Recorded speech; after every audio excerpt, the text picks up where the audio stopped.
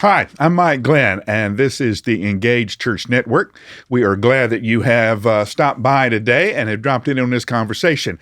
With me today is Michele Dyer. Now, I have known Michele for 15 years. 16 years.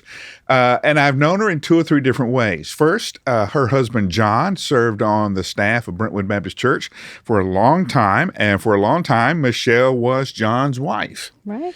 And happy being that. That's right. And still are. And we want to get that in there. Yes.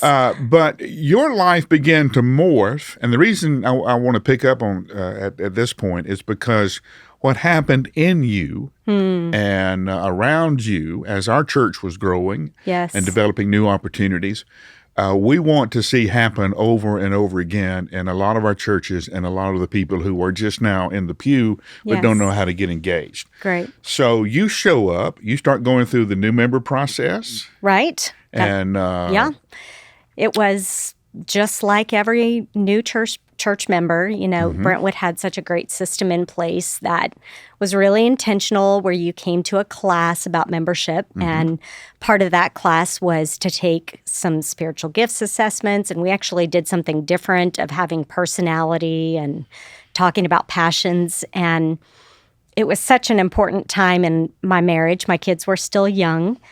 John and I had been married about 10 years, and we just had one light bulb after another. First of all, about our marriage. But I remember before we moved to Nashville and came to Brentwood at our previous church, someone said to me, you know, Michele, God isn't moving John alone to Nashville. He's moving your whole family. And I've never forgotten that, because it set the tone, it set the stage. Right. For you to be open. To me to think, wow, so this isn't just for John's job. God might have something for me too. So I just assumed, okay, it's probably women's ministry. It's probably teaching a class, you know. Those were things I was passionate about. But this was such a drastically different type of ministry. Place was, and the membership ministry, and Lisa Baker was there teaching our class at the time, and she just saw something in me I didn't even know was there, and she was leading this ministry that kind of helped people engage in their calling, in serving in the church. And so she began spending time with me, mentoring me, showing me how the ministry worked, why it worked, and it just opened up for me a whole new world of possibilities. Now, let's go back and kind of, the foundation of the Brentwood ministry was, we believed everybody was bringing, that God was bringing all the people he brought to our church for a reason. Yes. That every member had a particular reason. Yes.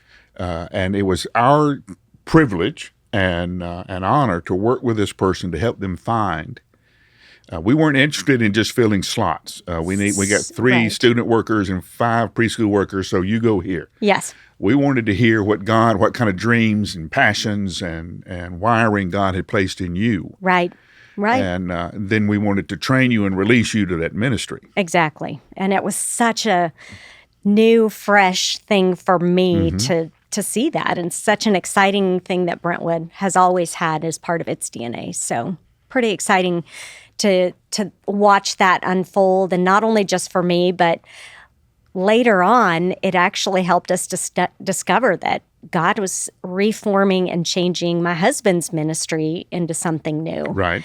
And that there were some misfits for him, you know, that it helped us identify those things. So it not only helped us move into roles, it helped us to find the things that we weren't supposed to be doing as well, you know? Yeah. Everybody thinks, well, I have to do this, have to do that. There's a lot of things we're not called to do. Right. Not gifted to do. Exactly. And I was example one of that. There were 2 or 3 things I did pretty well, and there was a lot of things that I did not do well at all. And in fact, the church didn't want me near those processes because of the way I'm wired. So it's not that it's right or wrong. Right.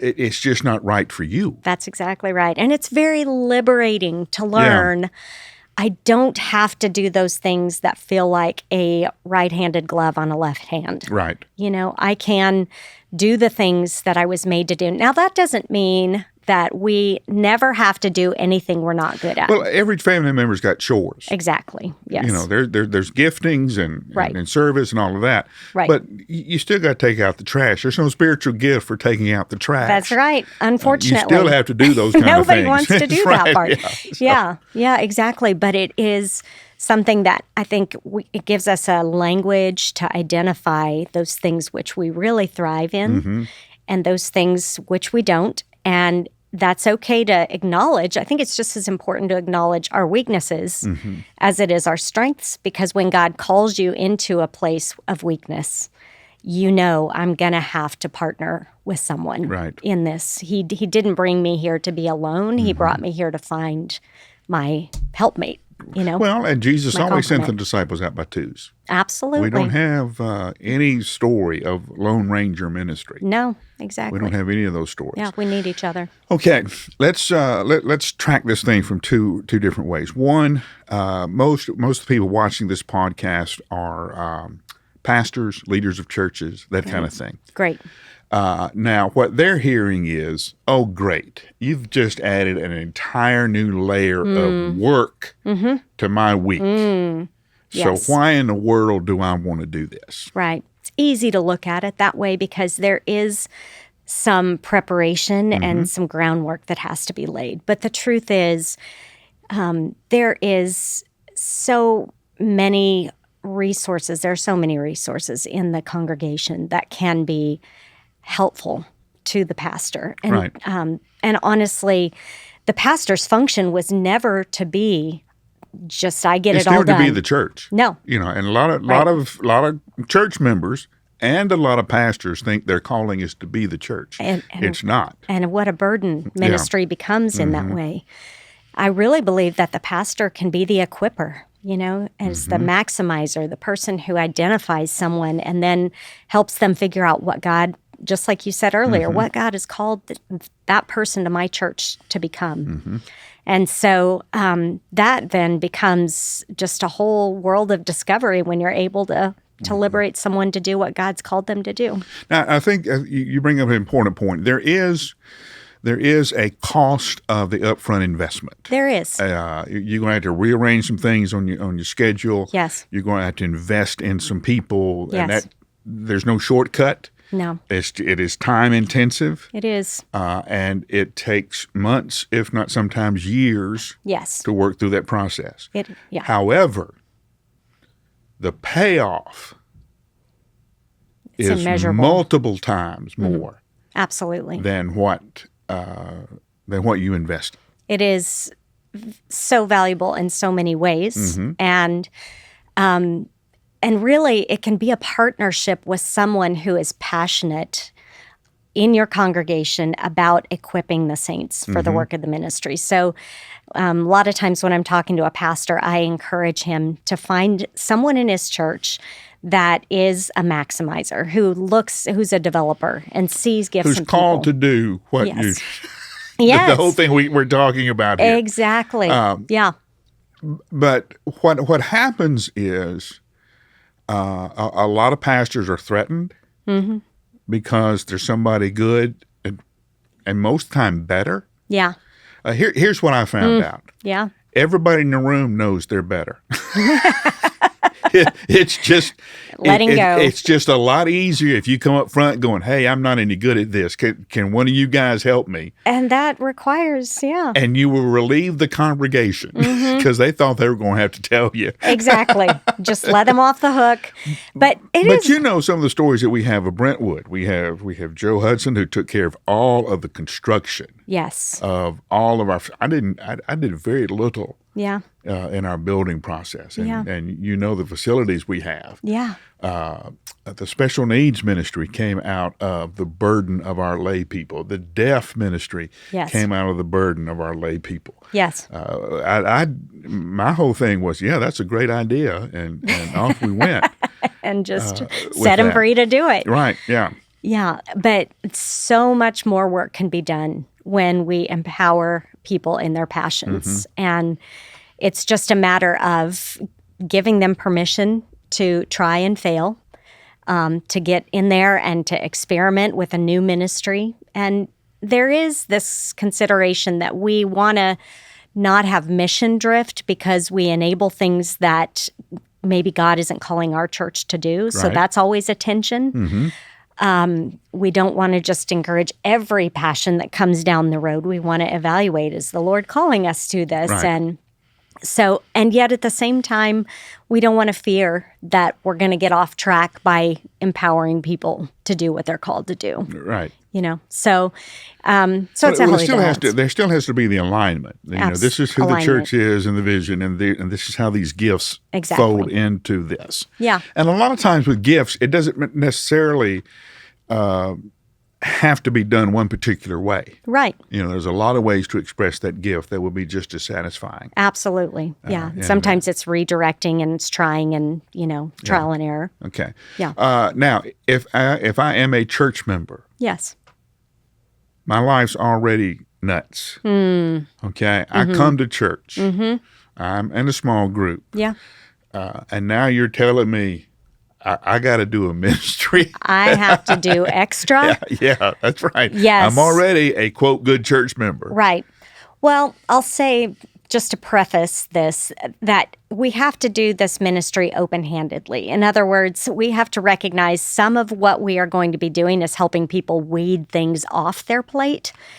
So sometimes it's a matter of helping people know the things that they should be saying no to. We all know that 20% of the people do 80% of the work. And so sometimes we have to help someone learn to say no and say yes to the things they're supposed to say yes to. My yes is big enough that I can't say yes to anything else. Exactly. Right. So it's a little bit of all those things, but it's really a matter of enabling them just to do what they're called to do and, passionate about. So, what's that process look like? Well, it can look a lot of different ways, and I think to begin with, it needs to be as simple as possible. So it can be as simple as asking every member to take a spiritual gifts assessment and then spending time with that member, whether it's yourself as the pastor, which at some level that becomes really, really difficult. Overwhelming, yeah. You've got to, bring some others alongside of you who are passionate, like I said, about helping people engage their gifts. And those can be coaches or, mentors. But I find that one of the most important ingredients is that one-on-one conversation for that church member about their gifts. Some mentor, some coach sitting down with them saying, what's God doing in your life? How do you think God wants you to engage those gifts?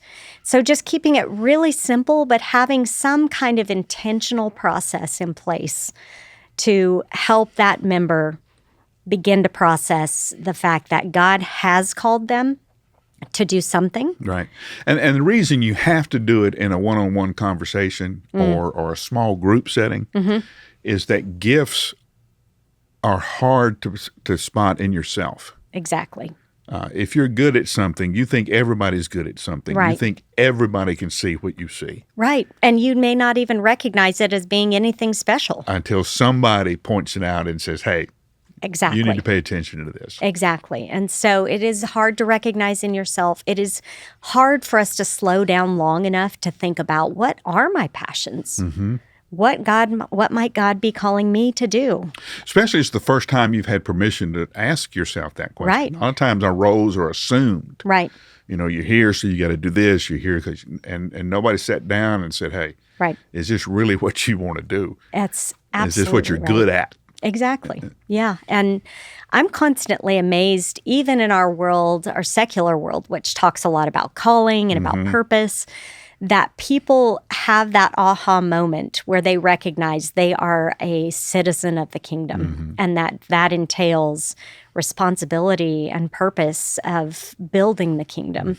And so that's unique to each person. And when that light bulb comes on, it's powerful in a congregation. We've even had people change careers. Absolutely. Coming out of this. No wonder I hate this job. Exactly. I myself felt I had some of those ahas. Yeah.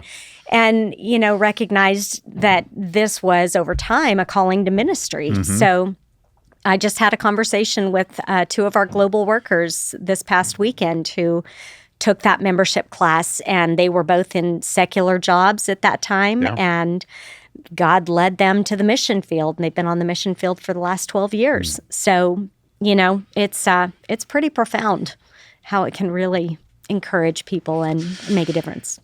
Okay, pastors were never intended to do the work of the church. Yes. Okay, that's Ephesians 4:11.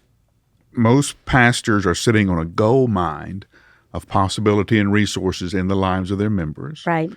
Your members will be happier, more fulfilled, better church members. Yes. If they're engaged. Much more engaged. Yes. With that. Okay. What do you do first?